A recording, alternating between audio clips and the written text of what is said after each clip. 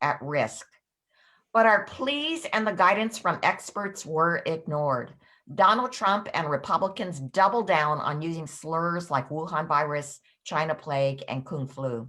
And that tactic succeeded in promoting stigma that directed people's anger at Asian Americans. The result? Over 3,000 anti-Asian coronavirus hate incidents reported in just the last year. What started as dirty looks and verbal assault has escalated to physical attacks and violence against innocent Asian Americans. And just as many Asian Americans were preparing for the Lunar New Year over the past few weeks, we saw a surge in anti-Asian violence. And the victims have increasingly been older, like 84-year-old Vicha Ratanabakti, a Thai man in San Francisco who was killed in an unprovoked assault while on his morning walk. In New York, a 61-year-old Filipino man's face was slashed with a knife in the subway. And in just the last week alone, 3 elderly Asian American women were attacked and punched in separate incidents. In Oakland, Chinatown, a camera captured a 91-year-old man being thrown to the ground by an assailant who then went to assault 2 more victims. And I just heard about a Chinese American man being attacked at a bus stop in my district in Rosemead, California, causing him to lose part of his finger. This is becoming almost a daily tragedy. These attacks are no accident. It's clear January 6th was not the only violence Donald Trump incited. That's why last year, CAPAC made it a point to call out Donald Trump and his allies every time they stoked xenophobia against the Asian American community. And it's why we pushed for the passage of Congressmember Grace Meng's resolution to condemn anti-Asian sentiment related to COVID-19, which passed the House last fall. We must put an end to this xenophobia.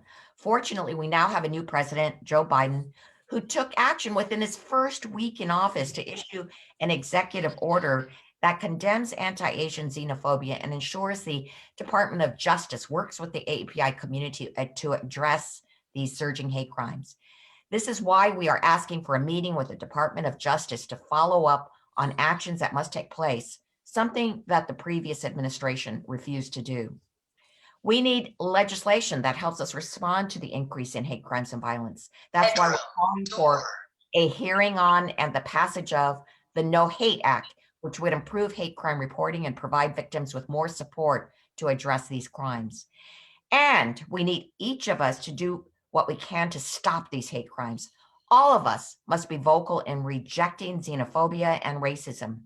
We will hold a CAPAC hearing on these crimes, and we will encourage Asian Americans to continue reporting hate incidents to sites like the Stop AAPI Hate so we can continue to track and address this violence. And we must look out for each other and speak up when we see prejudice in our communities. That's why I've been so encouraged by the multi-ethnic coalitions that have formed across the country to address this, including the support of the Tri-Caucus here in Congress. I encourage you all to help us save lives by standing with Asian Americans and all communities of color as we work to repair our country after years of division. Thank you. And now it is my honor to introduce our incredible Speaker of the House, Nancy Pelosi. Thank you very much, Madam Chair. As a Californian, as Speaker, I'm very proud of you and the work that you have been doing relentlessly on this score for a long time now, and especially the last 4 years where this has become such a blot on our country. I thank you for referencing the President's executive order of January 26th, and I just want to read for a moment because I think, as you said, you're going to the Justice Department. The Attorney General, according to the executive order, the Attorney General shall explore opportunities to support consistence with the applicable law, the efforts of state and local agencies, as well as AAPI communities and community-based organizations to prevent discrimination, bullying, harassment, and hate crimes against AAPI individuals, and to expand the collection of data and public reporting regarding hate incidences against such individuals. I read that for a couple of reasons. First of all, I'm glad that they're connecting with the community-based organizations, AAPI community, but also we have to inform people about how to report a crime. There's I know Grace Mann will probably speak to this in New York. A man just pushed a woman in her 50s. They describe her as old, I describe her as young, pushed a woman, Asian American woman, and then on this, Olivia Moon, she put out the word on, and other celebrities put out the word on social media. The police, New York police, she gave them credit, found him very soon, but they didn't know whether it was a hate crime. So what we need to do is for people to be sensitive at the time to take down the words, because that the difference between just bullying and harassment, and that would be horrible enough, and a hate crime is we want to document the hate crimes. The Islamophobia is also another part of the Asian Pacific assault. So I'm so glad and join you in commending the entire Tri-Caucus, and I see Barbara Lee representing the Congressional Black Caucus and so many other things she represents, and Mr. Gomez representing the Hispanic Caucus, because this is a joint effort.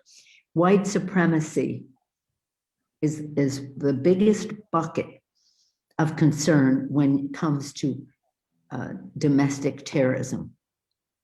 So this issue is specific to these individuals and how we want to help them, but it's also part of a bigger picture. And that, don't take that from me, that's what the director of the FBI said in September when he was describing what are the challenges in terms of domestic terrorists.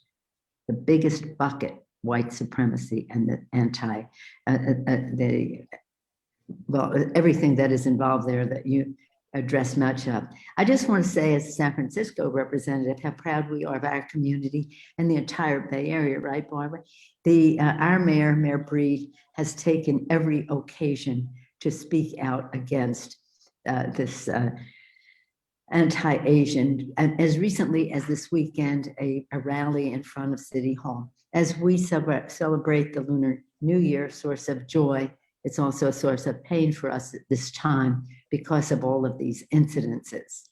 So I'm proud locally of our mayor, I'm proud of our president and for what he is doing, and the priority he made it very early in his administration.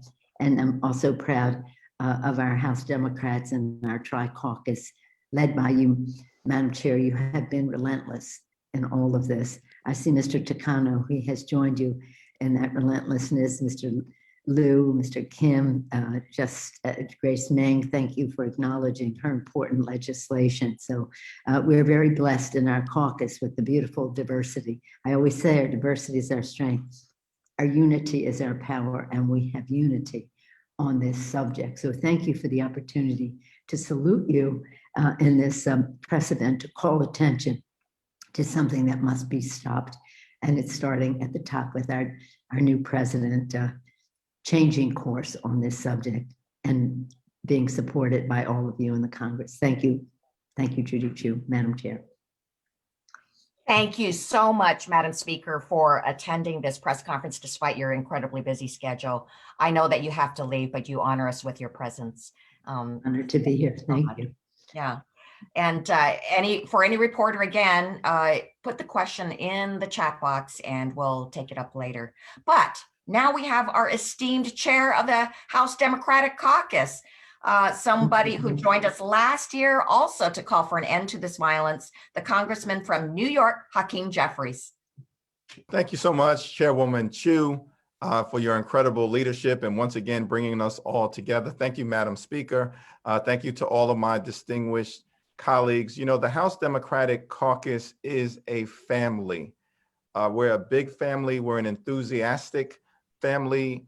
Above all else, we're an incredibly diverse family. We're diverse in terms of race and gender and sexual orientation, religion, region, ideology, life experience. Above all else, we are a family. And we stand with each other when members of that family are facing a crisis. And the Asian American community right now is facing a crisis of hatred that we cannot tolerate. And we stand with you, Judy and Grace and Andy and Mark, all of our community leaders, and we stand with the Asian American community across the country. What is happening is a complete and total disgrace. Cut it out. And we're going to make sure that those who are perpetrating this violence are prosecuted to the full extent of the law. We have to make sure that everybody gets the message loudly and clearly that we will not tolerate anti-Asian bias. We will not tolerate anti-Asian bigotry. We will not tolerate anti-Asian hatred. We will not tolerate anti-Asian conspiracy theories. We will not tolerate anti-Asian xenophobia. We will not tolerate these hate crimes. Dr. King has made clear that injustice anywhere is a threat to justice everywhere. So all of us stand with the Asian American community until we can put this scourge to an end. And we will, because goodness in America always prevails, but it requires good people to stand up and unify. And that's what we'll continue to do with our Asian American brothers and sisters. So thank you so much, Chairwoman Chu, and to all of my colleagues for your continued support and leadership at this critically important moment in time for our Asian American community. Thank you so much, Representative Jeffries, for your strong words. We truly appreciate it. And now I'm so privileged to introduce Representative Barbara Lee, a leader in both CAPAC and the Congressional Black Caucus, who represents the Bay Area where so many of these attacks have been occurring. Thank you so much, Chairwoman Judy Chu, for your constant and consistent leadership in terms of making sure that you remind us that what affects one affects all. And I have to salute our speaker because she gets it instinctively and clearly understands why she has to lead our caucus to really educate and make sure that everyone joins together with the Asian Pacific American community in beating back this hate and this divisiveness and this violence that's taking place throughout the country. And so I am just pleased to be with you. I'm sorry we're here again because this should not happen in America. We know that the divisiveness and the xenophobic rhetoric of the last 4 years have really polarized this country even further. On top of that, the COVID-19 pandemic sparked a racist misinformation campaign by the previous administration, which has unfairly stigmatized AAPI communities, putting individuals, businesses, and families at risk. Now, according to Stop AAPI, which of course we all know is the national organization that's been tracking the rise of hate crimes against AAPI individuals due to the COVID-19 pandemic, there have been nearly 3,000 incidents of anti-Asian discrimination across the United States. And that's between March 19th to December 31st, 2020. Now in California alone, Stop AAPI Hate recorded over 800 discrimination and harassment incidents against Asian Americans. This is just in the span of 3 months, including 81 assaults and 64 potential civil rights violations. And what's worse, these numbers likely represent only a fraction of the actual number of crimes. Many crimes go unreported due to fear, due to language barriers, lack of resources, and differences in law enforcement strategies and investigations. Asian Americans and Pacific Islanders have made our nation more secure during this coronavirus. An estimated 2 million Asian Americans and Pacific Islanders have served on the front lines of this crisis as healthcare providers, as first responders, and as other essential roles. We have got to stop and we've got to stop our work and do what we need to do to put a stop to hate and violence. This requires us to see this as an emergency and make it a priority. These tragic attacks are happening in communities across the country, and unfortunately in my own community in Oakland, California. These attacks are just simply unacceptable. And so, as stated in the resolution, Representative Meng's resolution condemning all forms of anti-Asian sentiment related to COVID-19, we've got to make sure that we recommit ourselves to the goals of this resolution and prioritize language access and inclusivity in all of our communication practices, and to combat misinformation and disinformation that put Asian Americans at risk. And so, Chairwoman Chu, this is so important. It's so important that the Tri-Caucus understand that what affects one affects all. And as an African American woman, I just have to say to you, this is an issue that we know so well in the Black community, unfortunately. And it's an issue that we cannot just turn our back to and just say to you, we stand in support. We're going to do everything we can do to stop this. And as Speaker Pelosi said, underlying all of this is what we know, and that's white supremacy and how this has risen to the surface now.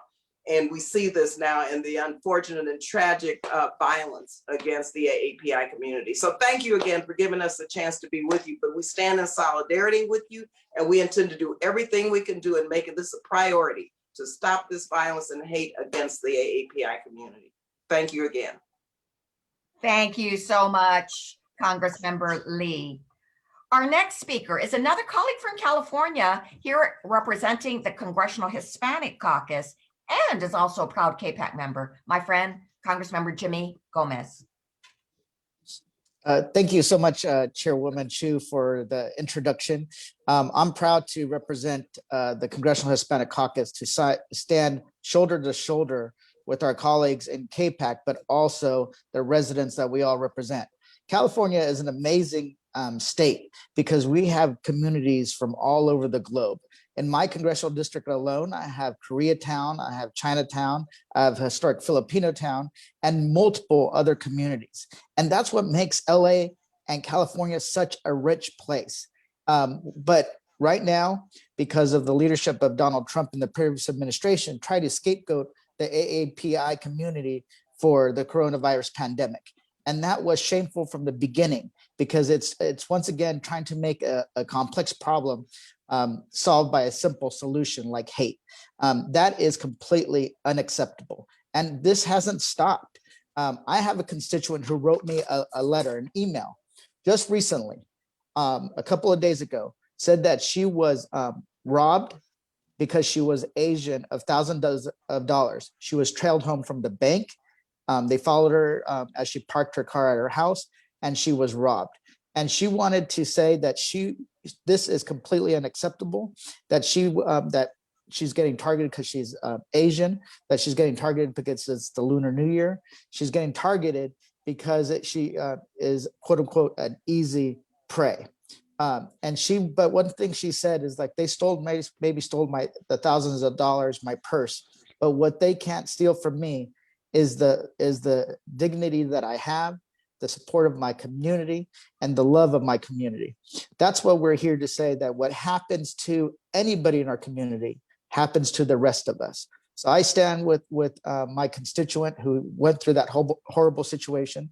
We reached out to law enforcement about this incident, and it's more common than people think, and it's definitely going on at a higher rate right now than previously. So we're going to be doing what we can to fight back. But one of the things she also wants us to do, and maybe the timing is just the timing, she wants more people to know what's going on. She wants people to be aware, and the representatives to be aware. So we're going to get her story out in order to combat the violence that the AAPI community is facing. With that, Chairwoman Chu, I yield back.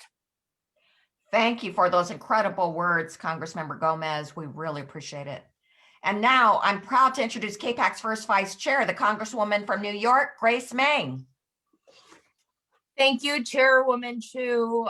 Thank you for your fearless and tireless leadership and advocacy, not just within our AAPI community, but in strengthening our coalitions with our shared communities as well. I want to especially acknowledge and thank Speaker Pelosi and Chairman Jeffries for joining us here today. It means a lot to each of us and our communities that both of you would be here. And of course, to our Tri-Caucus allies, our Congressional Black Caucus and Hispanic Caucus, for your allyship and your presence here to Barbara and Jimmy.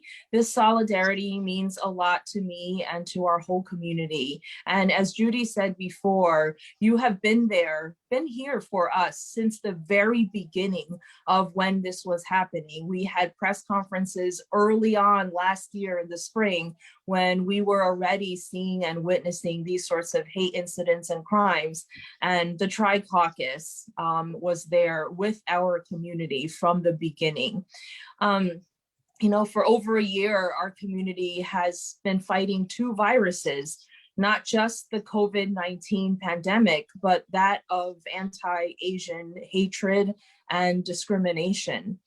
And I will say, and I want to say this to our AAPI community as a whole, whether you are a first-generation immigrant or you've been here for multiple generations, it is crucially important that we stand with each other and with other communities to support each other. We cannot let people divide us, and we must make sure that we continue to support each other. And again, that's why I'm so thankful for the leadership and the allyship of our Tri-Caucus being here. There have been over 2 million AAPIs fighting on the front lines. It broke my heart to hear how Asian American healthcare workers put their lives on the line, but only to live in fear of racist attacks every single day. The recent spike in violence against Asian Americans, especially against the elderly, resulting in even death, is especially horrifying. Just this week in my own district in Queens, a woman was attacked. And these are our parents, our grandparents, our neighbors. These acts of violence against them are unacceptable, and the perpetrators of these crimes must be punished. Last year, I introduced House Resolution 908, a resolution that condemned all forms of anti-Asian sentiment, which passed the House of Representatives in September. And I want to thank Speaker Pelosi, Majority Leader Steny Hoyer for getting that resolution through the House. And I was really happy, as was mentioned before, to see that President Biden incorporated some of my bills into his presidential memorandum to address anti-Asian sentiment and hate crimes against AAPIs. It's a really important, positive, and initial step forward, but we must continue to speak out whenever and wherever anti-Asian hate crimes arise. We demand this xenophobia and violence end at once. We can't and we must not be idle. This terrorizing of Asian Americans, especially our elderly, must stop. And I call on every single person to put an end to these acts of hate. Call it out, prevent it, report it. We need every person to step up and stand against it. We are better than this. Our diversity has always made us stronger. We cannot and must not ever lose sight of this. So thank you everyone for being here today. Thank you so much, Congressmember Mang. And next, because I know he has something pressing to do, we would like to hear from our CAPAC whip, my friend, California's Representative, Congressmember Ted Lieu. Thank you, Chairwoman Chu, for holding this important press conference. Thank you, Rep. Takano, for letting me go first. I appreciate it. And I want to thank Speaker Pelosi, Chairman Jeffries, and also Representative Jimmy Gomez for supporting this conference.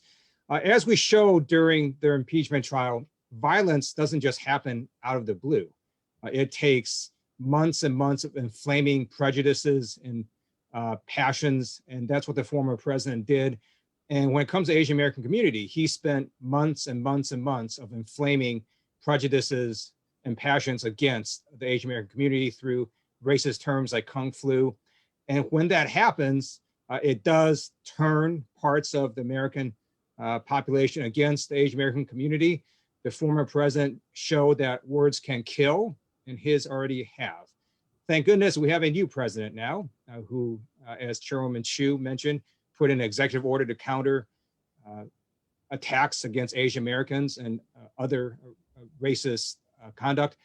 It's important that we get the Department of Justice to do more. So when the Senate Republicans stop their obstruction and we get Merrick Garland confirmed, We're going to send another letter to the Department of Justice. Last year, we sent one to the former Attorney General asking him to do more. It was a bipartisan letter of 150 members of Congress, including everyone here. And we're going to get Marilyn Strickland on this new letter this time as well. I also want to point out that all racism is toxic, but this particular racism is really stupid. I am not a virus. There is no evidence that Asian Americans transmit the virus at any higher rates than any other ethnic group. And you're much more likely to get the virus from people who engage in risky behaviors, like not wearing a mask in public. So let's just get real here and deal with the actual scientific facts.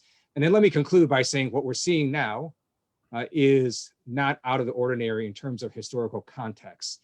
When Americans have been faced with external threats and fear has been whipped up, Asian American community has been gone after, from the yellow peril hysteria to Chinese Exclusion Act, to the internment of over 100,000 Japanese Americans, to the murder of Vincent Chen. What we're seeing today is simply people getting riled up with their prejudices and passions against the Asian American community, and it's just got to stop. And hopefully prosecutors will prosecute those who engage in hate crimes to the fullest extent of the law. Thanks so much again for having me on. Thanks so much, Congressmember Liu. And now we'll have CAPAC's second vice chair from California, Congressmember Mark Takano.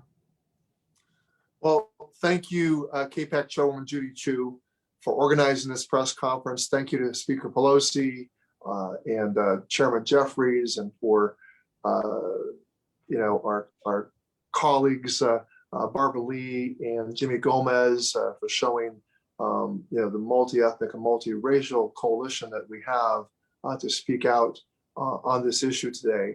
I just want to remind everyone that today is the day of remembrance, as we shed light on the rise in hate crimes against the AAPI community. We dedicate this day to the nearly 120,000 innocent people who were wrongfully interned by our government solely because of the color of their skin, the shape of their eyes, and their Japanese heritage. That dark time in history is something that we must reflect on often. Reckoning with our history and discussing our nation's errors empowers us with the truth and allows us to empathize with those to whom injustice was done. And what the AAPI community is experiencing today, right now, compared to what Japanese Americans experienced almost 80 years ago, I just realized my camera was off. But is it on or off? Now it's on. Okay, great. It didn't indicate it was off before. What the AAPI community is experiencing today compared to what Japanese Americans experienced almost 80 years ago may be different, but the root cause of it is the same: scapegoating and mass blame. And what we're discussing here today isn't new in America. Hate and discrimination against the AAPI community has been a long-standing problem, but it has been made far worse by the pandemic, and because powerful leaders like Trump and Republicans who enabled him spread fear, misinformation, and racist rhetoric to advance their political agenda and cover up their incompetency in response to this virus. And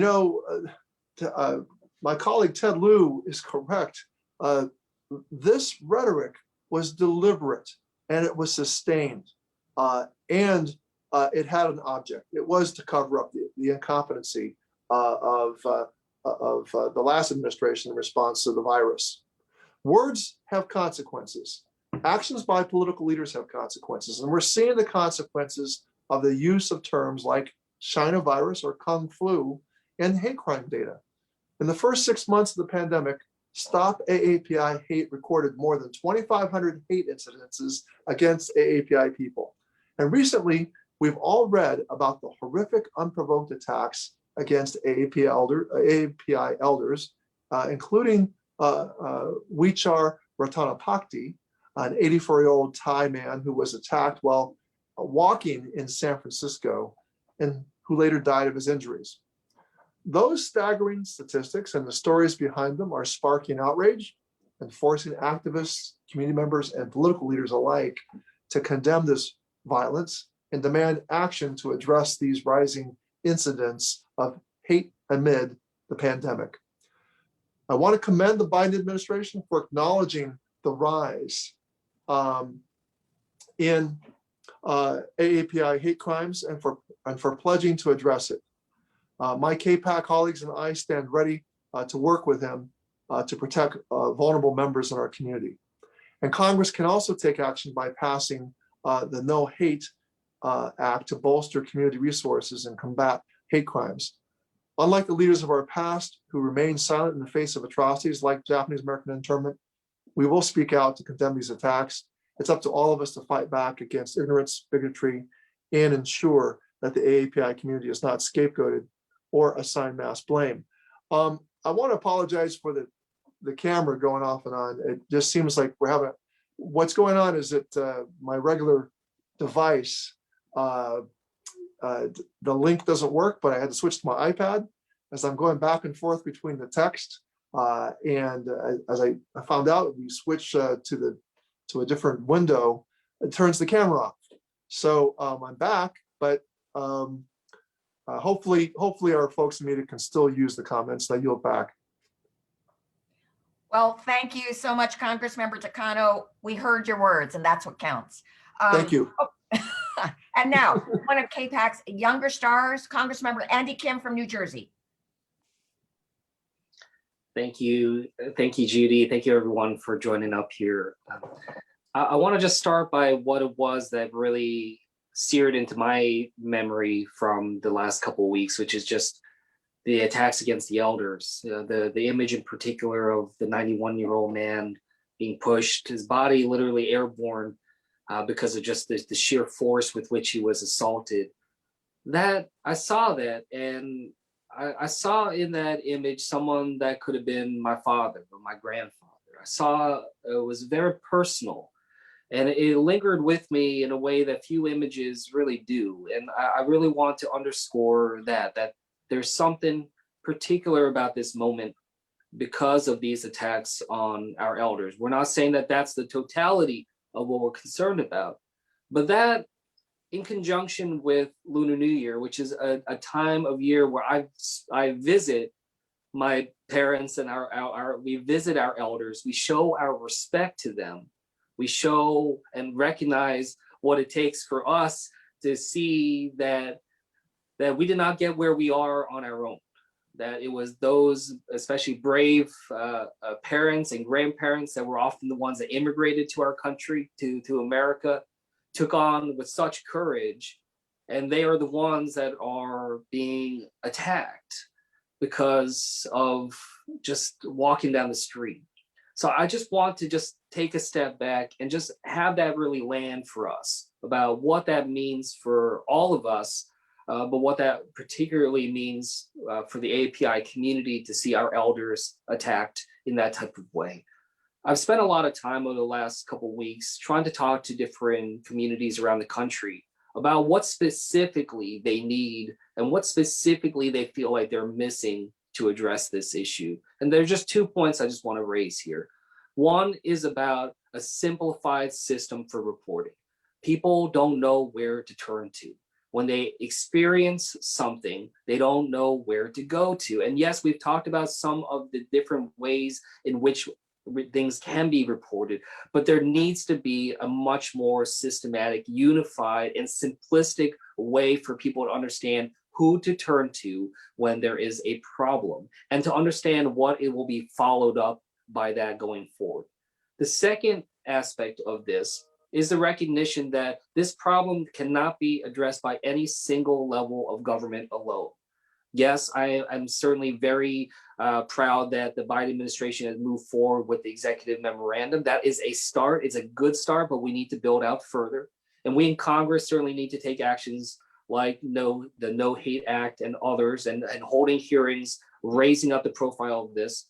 But I've also been engaged with local mayors, with governor's offices and others saying, what do you need? What is the assessment that you all have about what it is that you need? We need that punch list of understanding. Is this more resources for local community outreach, for law enforcement, for others? And I think that there needs to be just a much more systematic discussion across the board for that, and having different states put together their own plans on how it is that we can combat hate crimes in our country. So I just wanted to point out those particular issues, because a lot of people have been asking us what specifically needs to be done.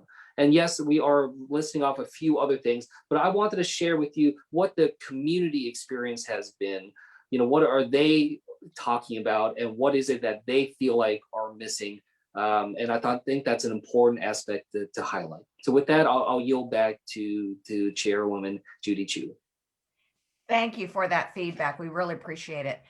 Before we get to our last speaker and move on to Q&A, I want to let you know that if you do have a question, let us know in the chat, and you will be called upon.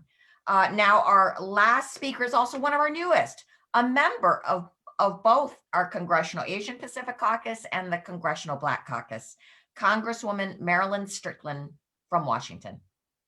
Thank you, Madam Chair, and thank you to leadership for joining us today. And I am so proud that the Tri-Caucus is getting together to denounce these attacks and talk about a unified approach to ensuring that people are held accountable. As all the speakers have mentioned earlier, whenever there's a crisis in America, there is a history of wanting to blame people. And in this case, it is violence against the AAPI community. And as described earlier, watching our elders get hurt and become victims of violence hits us in a very, very different way because of our culture and how much we honor and respect our elders. But I also want people to understand too, there's the psychological violence of the bigotry. It is a friend of mine who works in a nursing home who's told by a patient that he doesn't want her to touch him. It is someone standing in line at a grocery store who has people step away from them and has them call names. It's people being told to go back to where they came from. And that type of bigotry requires our allies and for us to speak up. We know that as members of the AAPI community, there's often this idea or this stereotype of the model minority. And that model minority often comes with the idea that people are going to suffer in silence and say nothing. Well, it's a new day. We are speaking up, we are unified, and we want people to be held accountable. I remember doing some of the research and I saw a letter that Judy Chu wrote back in July talking about these hate crimes. And here we are in February having this conversation and watching this fight continue. So I'm first of all grateful that the Congressional Black Caucus, the Congressional Hispanic Caucus, and our caucus is standing together to address this issue. But as Andy Kim said, we need action. People need to know where to go to report this, and we want to see consequences for this behavior, or it will continue. If we think about the fact that we just celebrated the Lunar New Year, it is incredibly tragic that these crimes are spiking at this very time. As a country, we know we're better than this, but as a country, we know we have a history of violence. That includes the insurrection on the Capitol, it includes excessive use of force by police officers, and it includes this. So as we come together, let's make sure that all of our communities are treated with respect and dignity, but also let's make sure that we are standing up, that we're speaking out, and more importantly, that our allies are calling it out when they see it. So thank you for the opportunity to be here. And again, I'm proud to be part of this Tri-Caucus effort. Thank you so much for those very moving words, Congressmember Strickland. And now we would like to begin our Q&A. Okay, our first question comes from Nicholas Wu with the USA Today. Hi there. Thanks you so much for holding this. I had a question about the letter that you wanted to send to DOJ on following up on this. You mentioned that last year you sent a letter and got a significant amount of Republican buy-in. Any luck on getting Republicans to sign on this time around? Well, we are hoping that they will sign on again. And also we are going to be starting a bipartisan API caucus, and we hope that those members will sign on as well. Also, we did have 14 members of Congress that did vote to support Congressmember Grace Meng's anti-Asian bias resolution. So I do believe that there is a possibility of getting bipartisan support on this.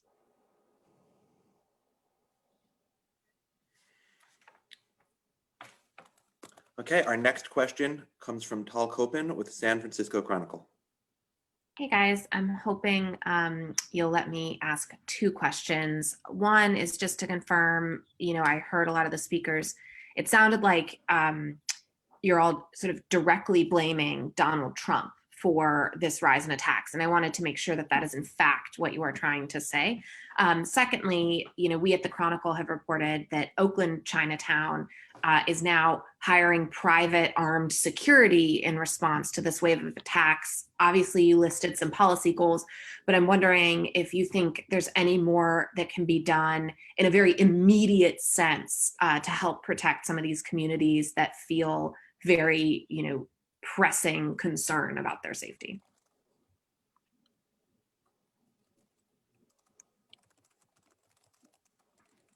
Well, Are there others? Can I?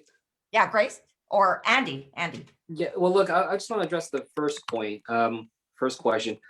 I think all of us agree that the former president's comments and words and actions certainly has inflamed this situation, but I don't think any of us would also say that we didn't experience or haven't seen anti-Asian bias or discrimination prior to the last couple of years. So I just want to be very direct here, because I get asked that question a lot.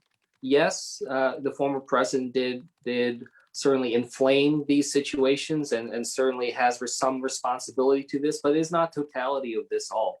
There is a deeper level of xenophobia and bias and discrimination that is harbored within our country that we certainly need to dig in deeper on. So I just want to make sure that while we look at this, we don't just try to attribute it just simply to one person. This is certainly a deeper systemic problem that we face. If I could add, Judy, sorry. Okay. And then Marilyn. Yeah, Mark. Okay. Well, we can't, I wouldn't lay the totality of the blame on President Trump, but I would lay a good share of it for this particular time period. Representative Kim is correct that this sort of bias, is latent throughout, I think, American society, and it gets worse or less worse depending on the moment. It's a generalized sort of sentiment, often involving the particular heightened rivalry with one of the East Asian nations. For example, in the 1980s, there was an increasing sense of rivalry with Japan and the Japanese automakers, and that caused some unemployment among the Detroit automakers, and some white out-of-work automakers blamed and attacked a guy named Vincent Chin, who was not Japanese, but Chinese.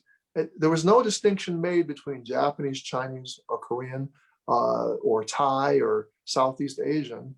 The East Asian racial characteristics get generalized by a segment of the population. Not all Americans have this attitude, but enough Americans will respond in this way.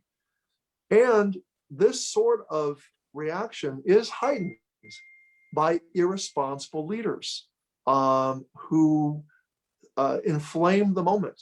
So yes, so no, not everything can be attributed to former President Donald Trump, but yes, a great deal can be. And as Ted Lieu said, it was sustained for several months. It was a strategy to deflect from their inadequate response to the coronavirus and to lay all the blame on China. And so words like Kung Flu is an incredibly adolescent term. You would expect an 8th grader, but even a lot of 8th graders also would be ashamed to see it and would be ashamed of a classmate who would use it. But yet we saw Republicans en masse rise to the president's defense and enable him. So it wasn't just the president, it was also Republican enablers. I think it'll make a huge difference to see responsible leadership at the top level of our government.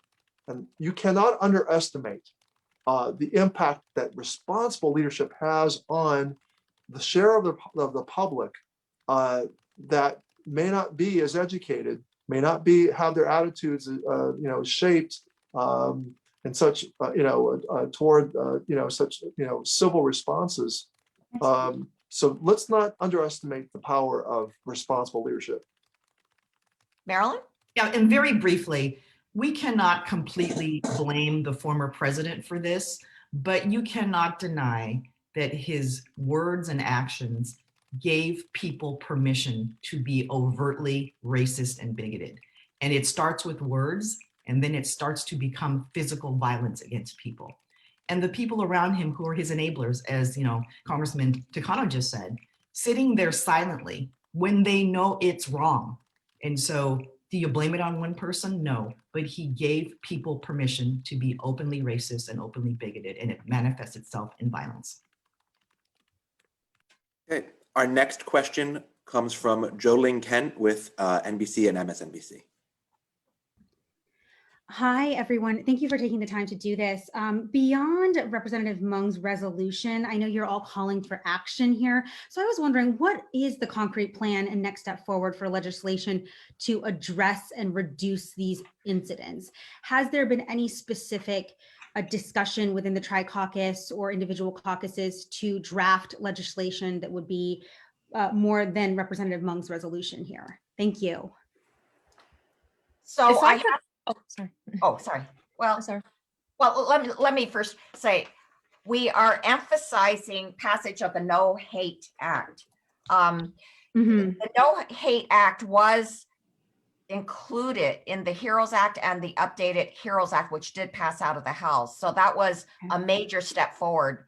But now now that the HEROES Act has not passed, and signed into law, we need to make sure that there is a hearing on it in the Judiciary Committee and that it does pass. Why is the No Hate Act so important?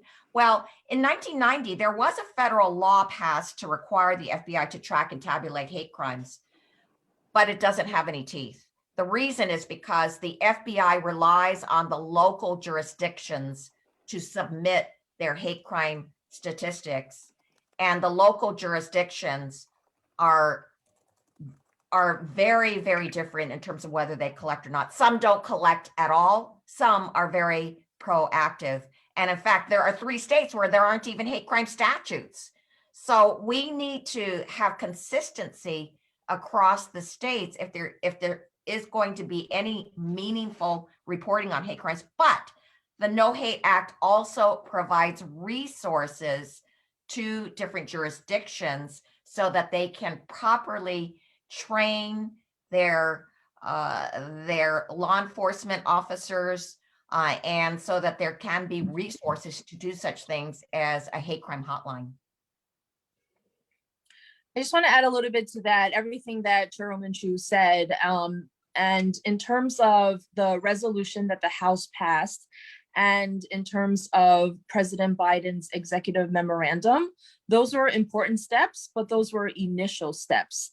So the resolution and the executive memorandum both symbolically condemned bigotry against Asian Americans, and also directed federal agencies to work, for example, to collect more data and statistics on these types of incidents and hate crimes that were happening, and also to provide, to another question that I saw somewhere in the chat, to provide COVID-related information and resources in multiple languages. So that's what the memorandum and our resolution contained, and they were important steps, but first and initial steps.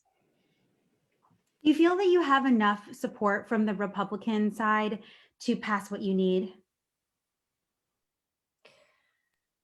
Well, like I said, we got 14 members of Congress to support the resolution, and we think that it's only a matter of fairness to be able to get this across the finishing line.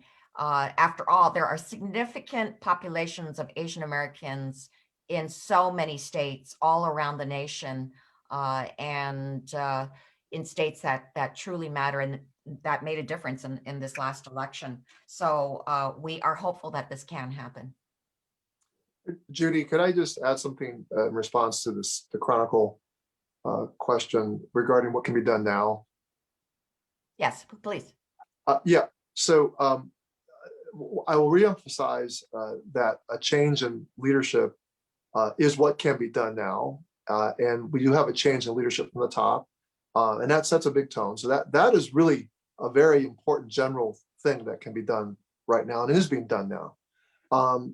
And I think the speaker and Andy Kim, Representative Kim, also raised the point about training the community, especially our community that has language barriers, on how to report a hate crime and to pay attention to the words and language used around that crime, because that's an important distinction in terms of the evidence that is able to be introduced in court, to actually record down the words, take down the words of what people said.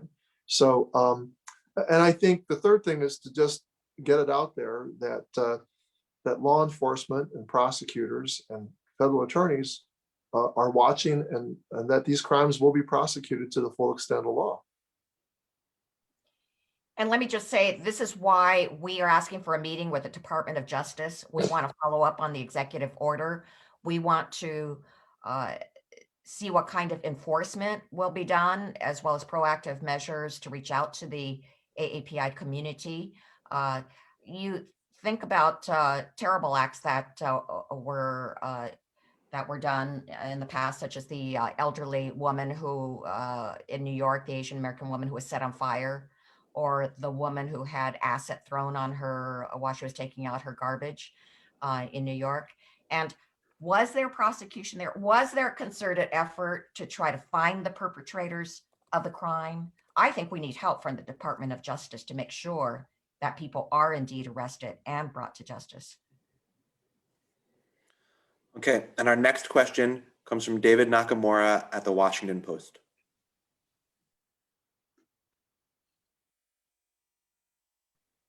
Hi there.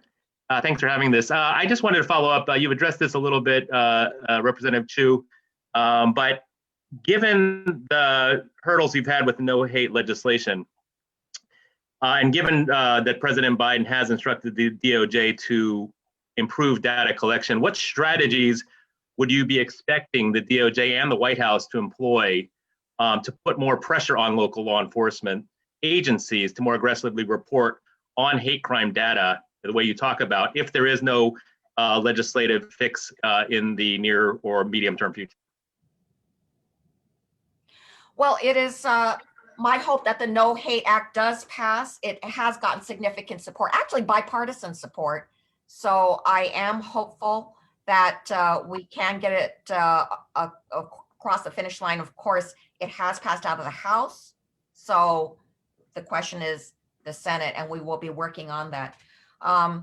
But also we have the Department of Justice, and they have resources at their fingertips that they can use to reach out to local law enforcement to make sure that they do have a system in place to report hate crimes, and that there is training so that they consistently report on those hate crimes. And that training is absolutely necessary. Why? Because they report it differently. For instance, if the police department, the local police department, comes upon a location and there's a swastika on the wall, do they report that as a hate crime, or do they report that as defacement? I mean, I would say it's a hate crime. So we need to have that consistency across all our local agencies. And now we have the tool of the Department of Justice to get that done. Okay, and our next question is Andrea Grimes with CBS. Hi, thank you so much for taking my question. I have a couple of the incidents that happened just recently. You guys mentioned right here in New York, the woman in Flushing who was attacked the other day, the Filipino man attacked on the subway. Neither of those were deemed hate crimes by the NYPD and then by prosecutors, especially in this latest incident in Flushing. how do you reconcile or determine who is the victim of a hate crime and who is the victim of an unfortunate, just a general crime? I know the statistics show, of course, they were up. Hate crimes against Asian Americans were up in the city last year, but there were none reported in January. If you could just address that. Thank you. Sure, I can address what I know. For the incident that occurred in Flushing, New York, which is my district, I spoke with the family, I spoke with the local police precinct, and they've all told me that there weren't necessarily evidence of racial slurs that were being used. So obviously we don't right now have evidence that points to a hate crime. But just in general, we need to do a better job at getting our community to be able to report these types of incidents like Representative Kim was talking about. I've talked to a lot of people where incidents may have happened to someone, in their family, for example, but they sometimes have limited English capabilities. They don't necessarily know that what someone has been saying. There was another case of someone I knew, she was with her friend. She spoke English and she heard the words "go back." Her friend did not speak English and had no clue what the person was saying to them. And they had to go to work. They had no time to go and report that incident. And so we have to think of ways to make it easier for these incidents and or crimes to be reported in general.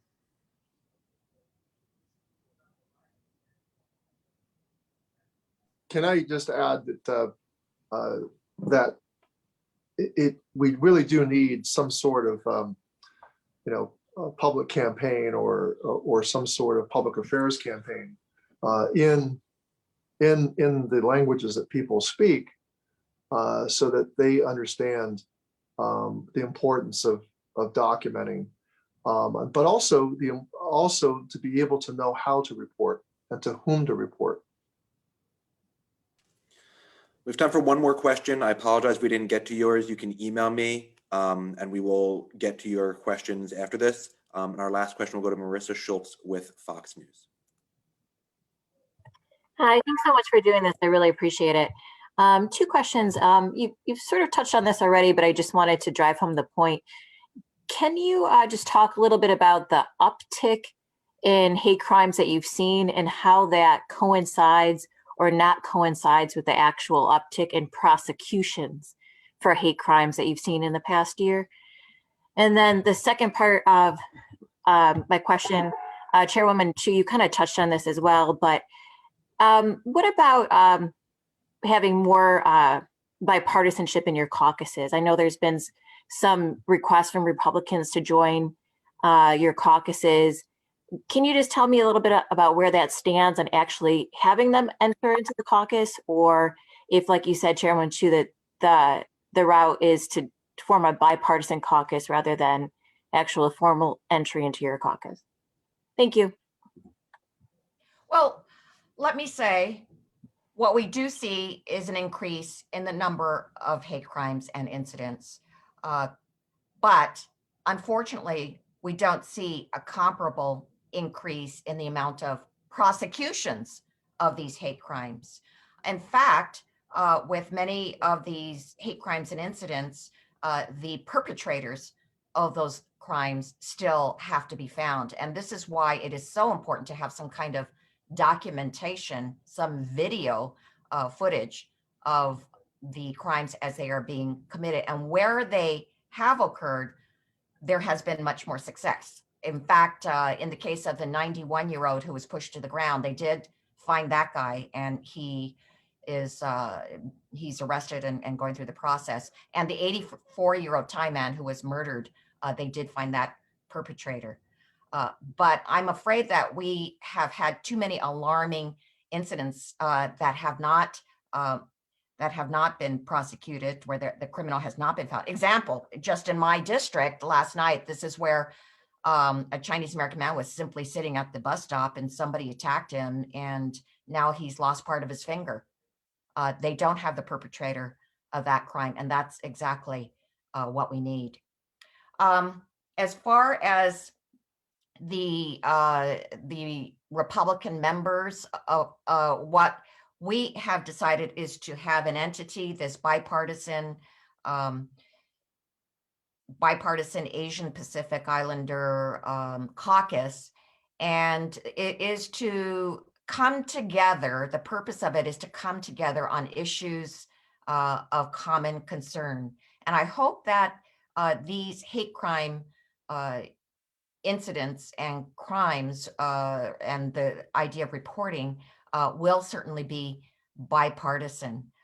Actually, we gave them a choice. They can join CAPAC or they can join the bipartisan caucus. It seems that the bipartisan API caucus may suit our purposes more because there are certain specific things that we want to work together on, and it can lead to more productive conclusions and more productive kinds of relationships where we can support each other on these issues and get something done.